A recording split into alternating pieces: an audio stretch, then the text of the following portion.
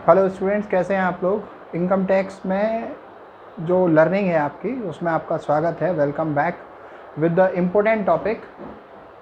देख पा रहे होगे आप, इनकम टैक्स पढ़ा रहे हैं। सैलरीज़ का इम्पोर्टेंट टॉपिक है, सबसे इम्पोर्टेंट टॉपिक है। बिल्कुल मत देखना है इसको, ये ज़रूरी नहीं है आपके लिए अगर आप सीखना नहीं चाहते हैं तो।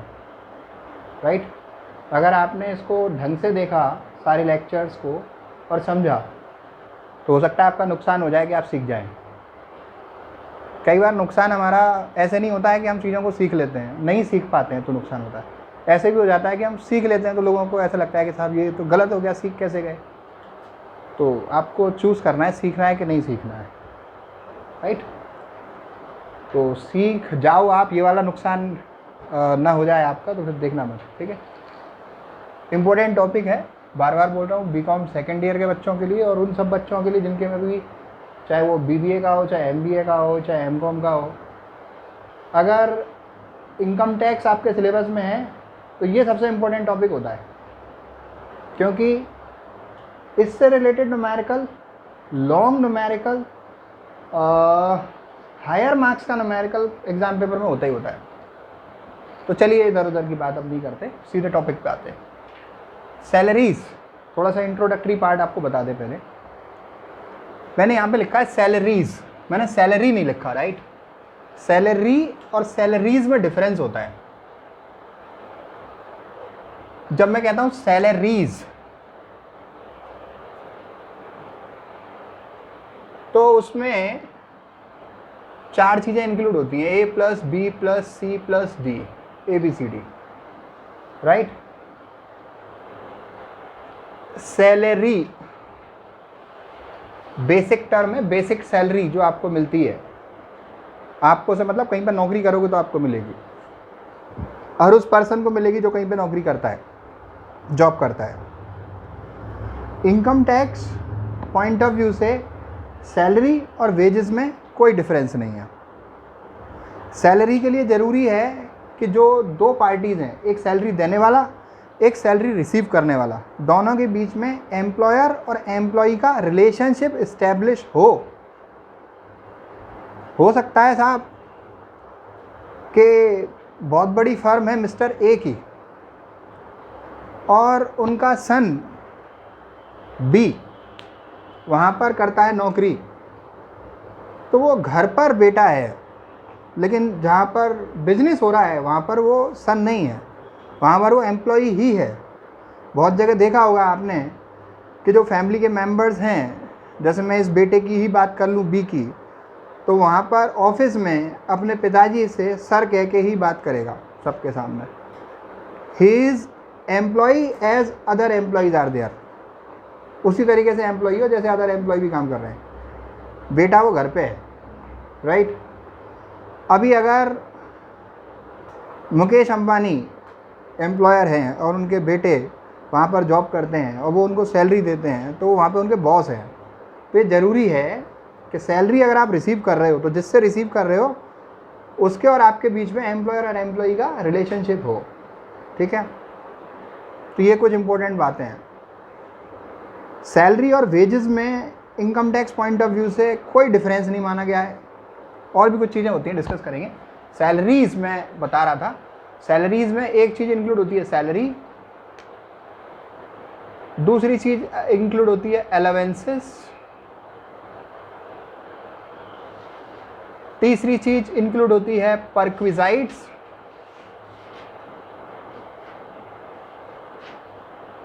चौथी चीज़ इंक्लूड होती है profits in lieu of salary. अगर आपको सैलरी समझना है तो इन चारों को समझना है। चारों को समझ लिया तो सैलरी का पूरा चैप्टर समझ गए। आपसे सवाल में क्या पूछा जाएगा, आपसे सवाल में पूछा जाएगा साहब कि ये मिस्टर ए हैं या मिस्टर बी हैं, ये इस फर्म में जॉब करते हैं, इनकी इनकम प्रीवियस ईयर में अपने एम्प्लॉयर से 1 2 3 4 5 6 ऐसे करके 8-10 इनकम बता देगा। फिर आपसे कहेगा आप टैक्सेबल सैलरी कैलकुलेट करके बताओ। तो उसका एक पर्टिकुलर फॉर्मेट होता है कि साहब ये चीज़ इसके लिए टैक्सेबल हो गई, ये हो गई, ये हो गई, फिर ग्रॉस सैलरी आ गई, फिर डिडक्शन घटा के टैक्सेबल सैलरी का हम अमाउंट निकाल लेते हैं, राइट। अभी हम यहाँ पर हैं कि सैलरीज, हम इसको क्यों बोलते हैं कि सैलरी नहीं है केवल इसमें, ये चारों चीज़ें हैं इसमें। इन चारों चीज़ों को अभी एक बार में सारा नहीं समझाएंगे, एक एक करके समझाएंगे। एक बार में सारा समझा देंगे तो सब खत्म हो जाएगा, कुछ भी नहीं सीखोगे। एक एक करके समझोगे, पहले ये समझोगे, फिर ये समझोगे, फिर ये समझोगे, फिर ये समझोगे, फिर उसके बाद में इन सबको जोड़कर टैक्सेबल सैलरी कैलकुलेट करना सीखोगे। एक बार में नहीं होती है ये चीज़, राइट। वो बात अलग है कि मैं पहले एलेवेंस सिखाऊँ आपको, फिर परक्विजाइट सिखाऊँ आपको, फिर सैलरी के टर्म्स सिखाऊँ, फिर प्रॉफिट्स इन लिeu ऑफ सैलरी में क्या होता है वो सिखाऊँ, फिर टैक्सेबल सैलरी कैलकुलेट करना सिखाऊँ, राइट। तो अगर मैं बहुत शॉर्ट में बोलूँ कि साहब सैलरी क्या होता है, सैलरी का मतलब बेसिक सैलरी, बेसिक अमाउंट जो आपके अपॉइंटमेंट लेटर में लिखा हुआ है। एम्प्लॉयर ने आपको अपॉइंट किया तो आपको अपॉइंटमेंट लेटर दिया, उसमें जो पेमेंट आपका बन रहा है वो जो आप रेगुलर रिसीव करोगे एम्प्लॉयर से। रेम्यूनरेशन भी इसको कहते हैं। कोई भी पर्सन किसी दूसरे पर्सन से रेम्यूनरेशन सर्विसेज देने के बदले में लगातार रिसीव करता है तो जो भी इमोल्यूमेंट्स या रेम्यूनरेशन वो रिसीव करता है वो सैलरी कहलाता है, राइट। तो बेसिक सैलरी हम इसमें इंक्लूड करते हैं। कोई पर्सन रिटायर हो जाता है तो उसको पेंशन मिलती है एम्प्लॉयर से, वो भी हम इसमें इंक्लूड करते हैं। रिटायरमेंट के बाद के बेनिफिट्स हम इसमें इंक्लूड करते हैं। उनके नाम कुछ ऐसे हैं, ग्रेच्युटी है, इनकैशमेंट ऑफ अर्नड लीव्स है, प्रोविडेंट फंड का पैसा है। ये सब नाम सुनकर कंफ्यूज नहीं होना है, आगे सारे नाम एक एक करके डिस्कस किए जाएंगे। इसी तरीके से आपका अलावेंसेस होता है। अलावेंस क्या होता है ये हम सीखेंगे, राइट। ये नेक्स्ट टॉपिक होगा हमारा, लेकिन बेसिक डेफिनेशन केवल मुझे देनी है तो मैं ये कहूँगा सारे मॉनेटरी बेनिफिट जो भी कैश पेमेंट बेसिक सैलरी के अलावा, अदर देन बेसिक सैलरी, जो भी कैश पेमेंट हमारा एम्प्लॉयर एम्प्लॉई को देता है उसको सर्विस में फैसिलिटेट करने के लिए, उसको जॉब कन्वीनियंस के लिए, उसको परफॉर्मेंस ऑफ ड्यूटीज़ के लिए, राइट। तो वो सारे इमोल्यूमेंट्स वो सारे जो कैश मॉनेटरी पेमेंट्स हैं वो आपके अलावेंस होते हैं। उनमें से कुछ नाम ऐसे हो सकते हैं जैसे डियरनेस अलावेंस, महंगाई भत्ता देता है एम्प्लॉयर एम्प्लॉई को। जैसे आने जाने का खर्चा देता है, travelling allowance, tour allowance, right. Conveyance allowance, इलाज कराने का खर्चा देता है, मेडिकल अलावेंस। बच्चों की पढ़ाई लिखाई का खर्चा देता है, एजुकेशन अलावेंस, राइट। रहने का पेमेंट करता है वो हाउस रेंट अलावेंस। आगे डिटेल में जाएंगे हम। परक्विजाइट्स क्या होते हैं? परक्विजाइट्स का मतलब होता है कि साहब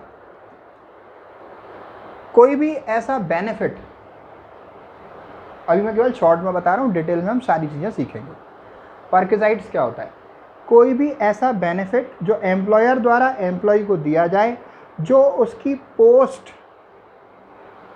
डेजिग्नेशन की वजह से ही उसे दिया जा रहा है, वो डिज़र्व करता है उसको। जैसे उसको बंगला दे दिया, जैसे उसको कार की फैसिलिटी दे दी, जैसे उसको मकान दे दिया, राइट।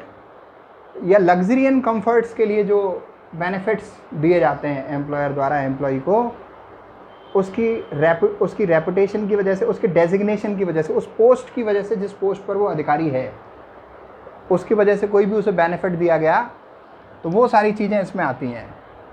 ये कैश नॉन कैश हो सकते हैं, ये रेगुलर पेमेंट्स होते हैं, मंथली दिए जाएंगे अलावेंसेस, ये इकट्ठे दिए जा सकते हैं, राइट। या फिर इन काइंड दिए जा सकते हैं, यूज़ करने के लिए कोई चीज़ दी जा सकती है एम्प्लॉयर द्वारा एम्प्लॉई को।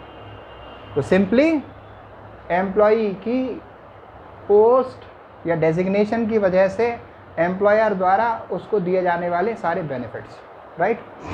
Profits in लिeu of salary, salary के साथ और दिए जाने वाले कोई भी बेनिफिट्स हम प्रॉफिट्स इन लिeu ऑफ सैलरी के अंतर्गत रखते हैं। चलो कुछ बेसिक पॉइंट्स और समझ लेते हैं आज के लेक्चर में। एक तो था साहब कि एम्प्लॉयर और एम्प्लॉई का रिलेशनशिप होना चाहिए।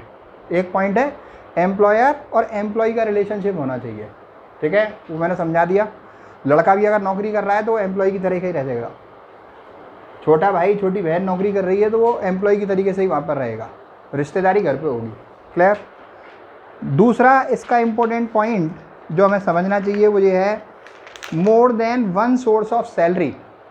प्रीवियस ईयर में किसी एम्प्लॉय को सैलरी से इनकम एक से ज़्यादा सोर्सेज से हो सकती है।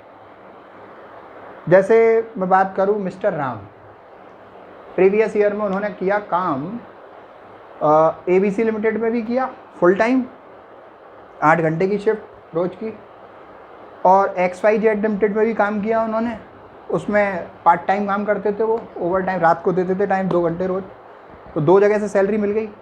क्लियर। तो हम कह सकते हैं कि सैलरी की income more than one source of salary हो सकती है, ज़रूरी नहीं है कि एक ही जगह से पैसे आएंगे, more than one source of salary हो सकती है। फिर इसके बाद अगला पॉइंट है सैलरी एंड वेजेस। सैलरी और वेजेस में income tax point of view से कोई भी सिग्निफिकेंट डिफरेंस नहीं माना गया है। अगर किसी को वेजेस मिल रही है और उसका असेसमेंट सैलरी के अंदर हो सकता है। वॉलंटरी पेमेंट्स, वॉलंटरी पेमेंट्स क्या होते हैं? वॉलंटरी पेमेंट्स का मतलब होता है एम्प्लॉयर द्वारा एम्प्लॉई को अपनी इच्छा से दिया गया कोई भी बेनिफिट या पेमेंट। वॉलंटरी माने अपनी इच्छा से, एम्प्लॉयर खुशी से दे रहा है। ठीक है जी, तो ये हमारा जो है सैलरी के अंदर इंक्लूड होगा। अगला पॉइंट है tax free salary. Tax free salary क्या चीज़ होती है?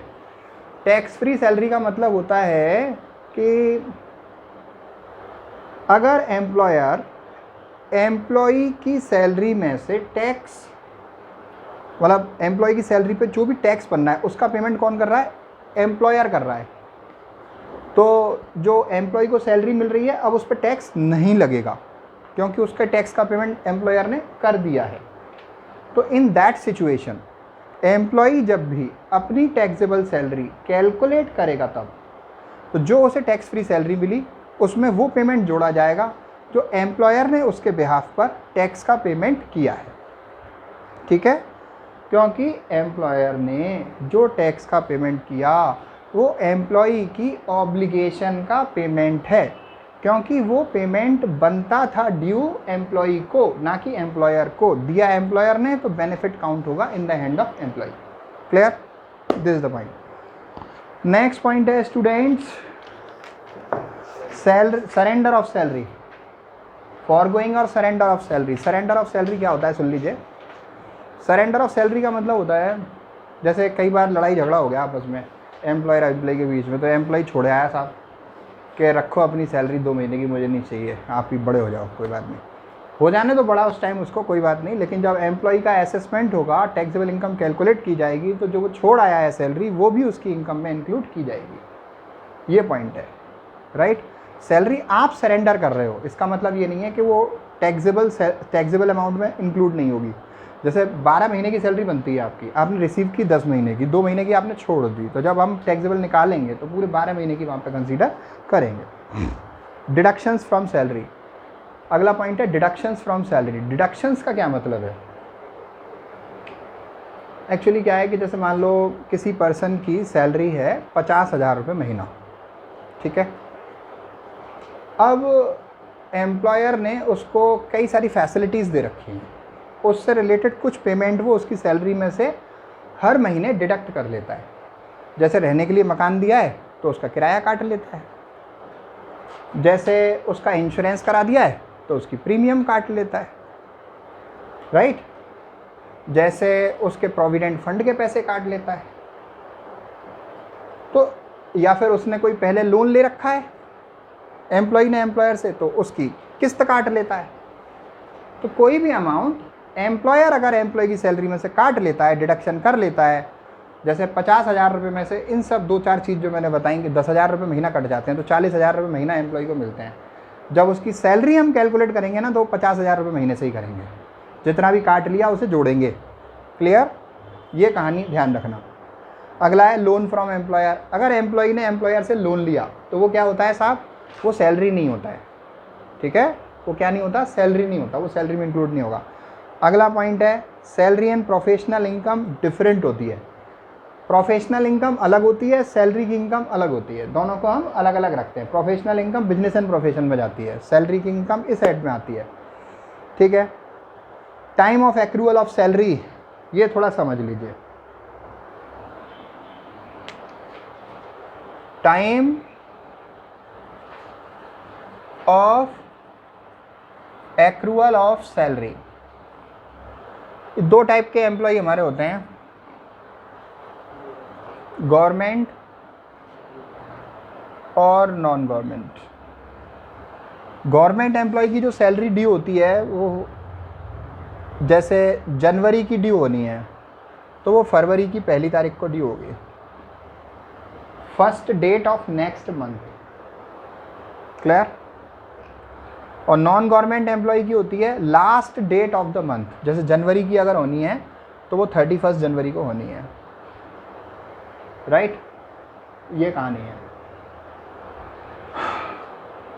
तो कहने का मतलब जो गवर्नमेंट एम्प्लॉय को हम, जैसे प्रीवियस ईयर मेरा क्या है, प्रीवियस ईयर मेरा है अप्रैल 1, 2019 टू 31 मार्च 2020। ठीक है?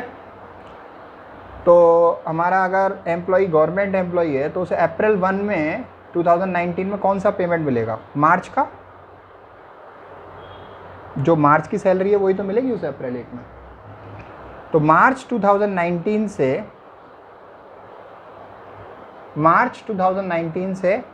फेब 2020 तक की सैलरी उसकी टैक्सेबल होगी।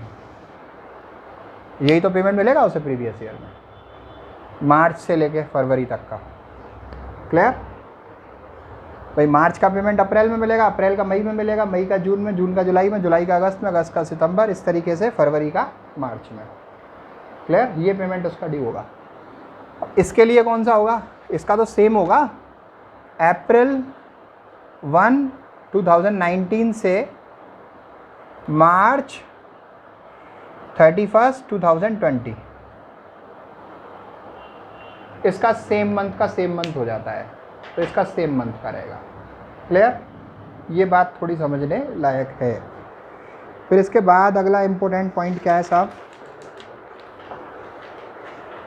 Basic salary and salary grades. ये देख लो थोड़ा सा। सैलरी के ग्रेड्स होते हैं, इस तरीके से होते हैं, जैसे 20,000 डैश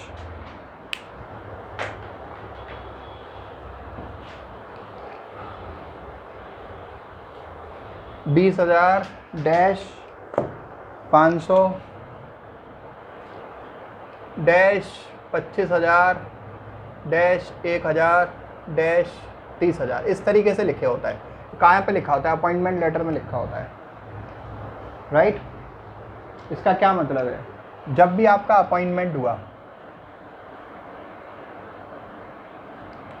तो आपको 20,000 रुपये पर मंथ की सैलरी मिलेगी, और ये पहले साल मिलेगी ईयर 1, और दूसरे साल 20,500। इसी तरीके से तीसरे साल में फिर 21,000 हो जाएगी। हर साल 500 रुपये का इंक्रीमेंट लगेगा। फिर एक ईयर आएगा जिसमें ये 25,000 हो जाएगी। हर साल 500 रुपये बढ़ेंगे तो 10 साल में 25,000 हो जाएगी, और जिस साल 25,000 हो जाएगी उसके अगले साल से इसमें इंक्रीमेंट लगेगा 1,000 रुपये का, तो 26,000 रुपये महीना मिलेगी। फिर उसके अगले साल 27,000 रुपये महीना मिलेगी, उसके अगले साल 28, 29, इस तरीके से फिर 30,000 रुपये महीना मिलना चालू हो जाएगी। ये लास्ट ईयर होगा, ये लास्ट इंक्रीमेंट होगा 1,000 रुपये का, इस एग्जाम्पल के हिसाब से। फिर जब तक भी वो जॉब करेगा उसको यही सैलरी मिलने वाली है। ध्यान रखना है इस बात को। ठीक है? अच्छा, एक बात करते हैं इम्पोर्टेंट। हमारे जो इनकम है ना, इनकम, उसमें हेड्स हैं। तो जो सैलरी है हमारा फर्स्ट हेड है।